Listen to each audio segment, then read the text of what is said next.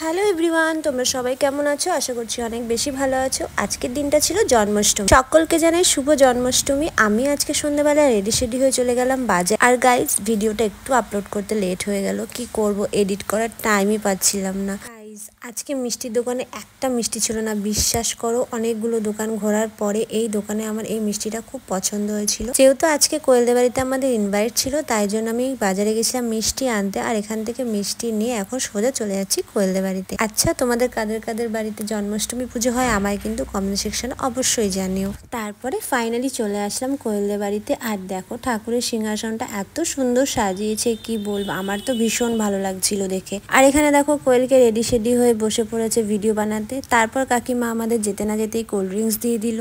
আর এখানে cold drinks খেলাম, কিছুক্ষণ বসলাম। দেন আমার ঠাকুরের দিকে তাকিয়েই থাকতে ইচ্ছা করছিল, এত সুন্দর সাজিয়েছে না, কি বলবো। তো কোয়েল যেহেতু সকাল থেকে উপোস ছিল, তো আজকেও বেশি কথা বলছিল না, চুপ করে বসেই ছিল।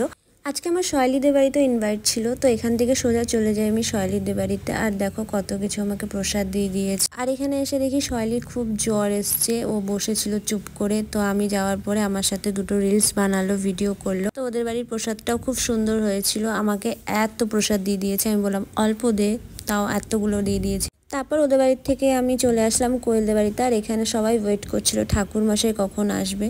তো প্রায় 10টা বেজে গেছিলো, তখনও ঠাকুরমশাই আসে। ফাইনালি 10টার সময় আসলো ঠাকুরমশাই। দেন এখন আমরা সবাই বসে বসে পুজো দেখছিলাম। আর আমি প্রথমবার রাধাকৃষ্ণর পুজো নিজের থেকে বসে দেখছি, কারণ আমাদের বাড়িতে সব পুজো হয়, শুধু রাধাকৃষ্ণ পুজোটাই হয় না। তো আজকে আমার ভীষণ ভালো লাগছে এইভাবে পুজো দেখতে। তো এখানে ওরা সবাই উপোস করেছিল, তাই জন্য ওরা ঠাকুরের সামনে বসেছিল। আর আমি ওপরে বসে বসে ভিডিও বানাচ্ছিলাম। আর একে দেখো, এও ভিডিও বানাচ্ছিল। আমরা সবাই আজকে ভীষণ মজা করেছিলাম। কোয়েল আমাদের মিষ্টিটা দিতেই ঠাকুরের সামনে ভুলে গেছিলো। তারপর ওকে বললাম মিষ্টির প্যাকেটটা খুলে ঠাকুরের সামনে দে, তারপর ও দিল।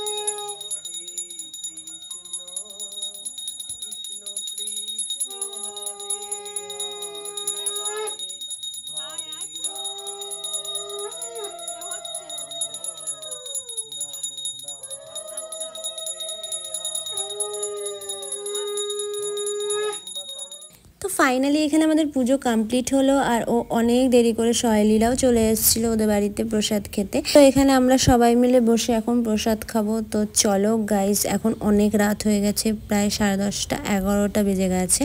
তো আজকে কোয়েল আমাদেরকে সবাইকে প্রসাদ দিচ্ছিল। তো অনেক কিছু রান্না করছিল, সবই অল্প অল্প করে টেস্ট করছিলাম আমরা।